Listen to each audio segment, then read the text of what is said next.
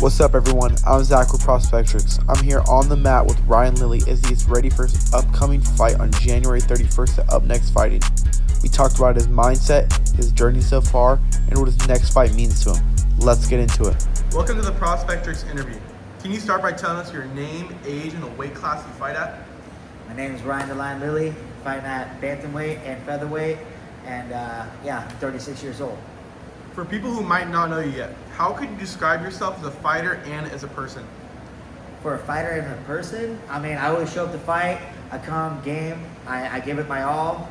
As a person, I treat people as I would want to be treated, and that's pretty much it. Treat others how you want to be treated, and life will go on. When you're in the cage, you're known for pushing the pace and looking for finishes. Where does that mindset come from?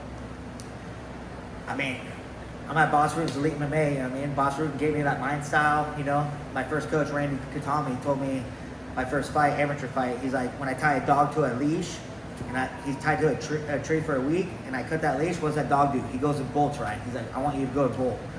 So, again, I go to finish fights. I don't get paid by the minute, I try to get in, get out, and get my hand raised. Looking back on your career, was there a fight or moment where you felt like you really leveled up as an athlete? Yeah, I went on a 3-fight winning streak, all via knockout in the first round. And then, I fought Jordan Winsky, LFA, on 2 weeks' notice. He was 9-1. No one wanted to fight him. Co-main event, LFA, and I raised my hand, got the call, and then, I ended up knocking him out in the first round. And, from that point on, I knew I was meant to be here. Like you said, you've competed across different promotions and stages. How have those experiences helped shape the way that you fight? Being around all these other promotions, I got to see how they treat other athletes and stuff like that. It really has involved my game and where I want to go fight, to be honest. Bellator was always a great promotion. They took care of me. CXF, UNF currently now, and so you realize, I fought for like other promotions. I'm not gonna say their names, where I didn't feel like I fit in, but I found my groove, and I trust the people I fight for. People usually only see the excitement of the fight night, but what's the toughest part of this lifestyle that fans really don't see? The toughest part about the lifestyle is just got to be committed, driven, and it's the everyday grind. That's what people don't see. They're like, oh, you won a fight in the first round, knockout, oh, it's cool, but they didn't see all those days of training leading up. Me driving to Costa Mesa one way is an hour and a half, 2 hours minimum. So that's a pretty much 3-hour round trip, plus to go train, then come back, relax, go train again. So it's a mindset and a grind that you have to live by and trust.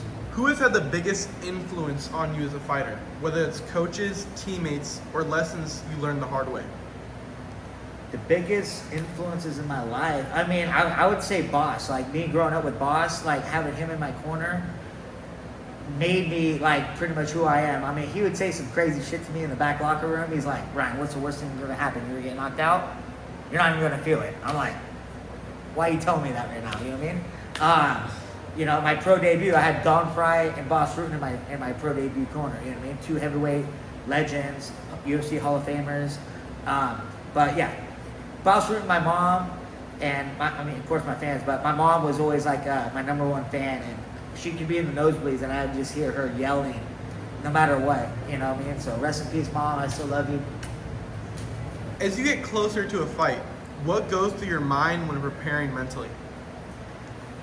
Yeah, what goes through my mind during a fight, it's just, you're constantly thinking about your opponent, right? Like, what is he doing, right? I don't really know too much about my next opponent, but I know as long as I'm checking my boxes off, doing what I have to do daily, getting my sleep, eating right, and training, I'll be more than ready, you know what I mean? So that's my focus. The gym is usually the main thing that makes a fighter. What do you have to say about your gym and the people that fill that room? Yeah, about my gym at Elite MMA, that's my home. I've been here since 2010. I didn't even know how to throw a punch when I started here, and this is my family. So about our gym, we're family owned, and everyone's welcome, and we treat everyone equal. There's no bullying around here. and come get a free class. But I never left here since day one. I do go travel a couple other locations and stuff like that, and you have to, because you can't be the best one. You have a fight coming up on January 31st. How would you describe where you're at right now in camp? I feel good right now, you know what I mean? Just got done deadlifting yesterday, jiu-jitsu last night, sparred this morning. Feeling good, to be honest. And I'm excited for my next fight. I don't really know too much about my next opponent. I know he's a judo guy, he's Armenian, and best of luck to him, because I'm coming in hot. At this stage of your career, what are you most focused on improving or sharpening going into this fight?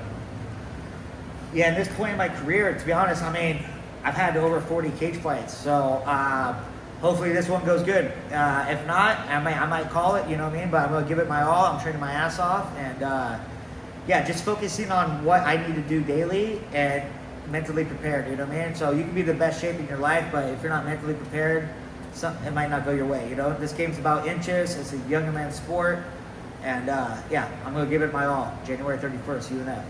What was your life like before Ryan Lilly got into the cage? Man, before I got started fighting in the cage, I was a crazy boy, you know? I grew up with a single mom. My sister grew up north in NorCal. I was born in LA, but I grew up in NorCal when I was 4 years old. Small community, everyone knows each other, and people start talking shit, but you just fight and deal with it, and then most likely you're friends after. Started getting in a little trouble and stuff like that. I moved out in Thousand Oaks to be with my dad's sophomore year in high school, and it was the best thing that I could have done for my personal life and career. I could ride my bike to 2 different malls. Not everyone knows me, which is cool. And then, I met my friends right away, and then they all thought I grew up out here. And I'm like, no, I just met you guys like 2 years ago. You know what I mean? But I love it out here in Thousand Oaks, 805 represent. Same with the 530, Sacramento, NorCal. And I was a little shit growing up, to be honest. You know, I would have tantrums. I was a mama's boy. Didn't grow up with my dad. My dad was a good guy, but he lived out here. And my mom had that fighting spirit in her. And then I grew up wrestling, 9 years old. Grew up playing basketball and football and stuff like that. I went to go try out for the freshman team in high school basketball. Didn't make it. They already picked their team. I'm like, you guys are cheaters. And I went to try out for wrestling the same day, and I made varsity as a freshman in high school. Got my ass kicked every day, but it made me who I am today. So, is there a part of your game you feel like people still underestimate or don't fully see yet? Yeah, some part of my game that people probably estimate is my ground game. You know what I mean? I got more submissions than knockouts. You know, I got 6 submissions as a pro, 5 knockouts as a pro. You know what I mean? I did get finished twice by submissions my last 2 fights, so I am coming out with redemption, and we're coming in hot. So don't underestimate my ground game, and I'm fighting a judo guy, you know what I mean? So I'll keep his hips away, and he's not going to be expecting my power. What would you say gives you more of a lesson and experience after a fight, a win or a loss? You win more. You learn more when you lose, to be honest, right? So you go back to the drawing boards, right? Again, I've been on several win streaks, and your head gets a little big, your ego gets big, people are hitting you up, right? Your sponsorships start getting big, you start getting paid more, right? So now you feel like, oh, now I'm invested, you know what I mean? So that could wear on you also. So coming in with a loss, training hard, putting that mindset to it, grinding, doing what you have to do to win, mentally, I think that's more make you more prepared for sure. Was there a setback or a tough moment in your career that ended up pushing you forward instead of holding you back? I have one that pushed me back when I fought for LFA, right? I thought I won the fight. It went to split decision. He was all cut up. I was fine. The Ed Soares, the promoters, all thought I won, and they give it to the other guy. And after that, I went on a little downhill depression a little bit, started drinking, started driving, got a DUI, and mentally messed up because I knew if I would have won that fight, I could have got that call to the UFC. But I went down mentally downhill. But how do you turn a negative into a positive? Mindset, who you're hanging out with, and belief. So believe in your achievements and what you could be in life. If I may ask, what did you do to get back from that low point that you said you went through? To be honest, the only thing that ever got my mind free was just showing up to the gym, right? After losing both my parents to cancer at a young age, like I could be at work and I still think about that, right? But anytime I go to the gym, I'm doing classes or I'm learning technique, that's the only thing that got my mind free. And that's why Elite MMA is been my home, and it could be your guys' home too. When you rewatch your fights, what are you most critical of and what are you most confident in now? When I watch my old fights, I mean, I like my pace, you know what I mean? But sometimes I'm like, oh, I got to keep my hands up. I got to do this. So I'm more criticizing myself than trying to give myself credit, just to be honest, you know. But I like my pace, and yeah, come January 31st, you're going to see a new Ryan the Lion. With younger fighters watching your journey, how do you balance being a role model while still chasing your own goals? I like being a role model to younger people, you know what I mean? I like giving them help and advice and you know, tell them start slow, right? Get in your rounds now, show up every day, no excuses, right? Because once you start making excuses, stuff like that, then you start going downhill, you know what I mean?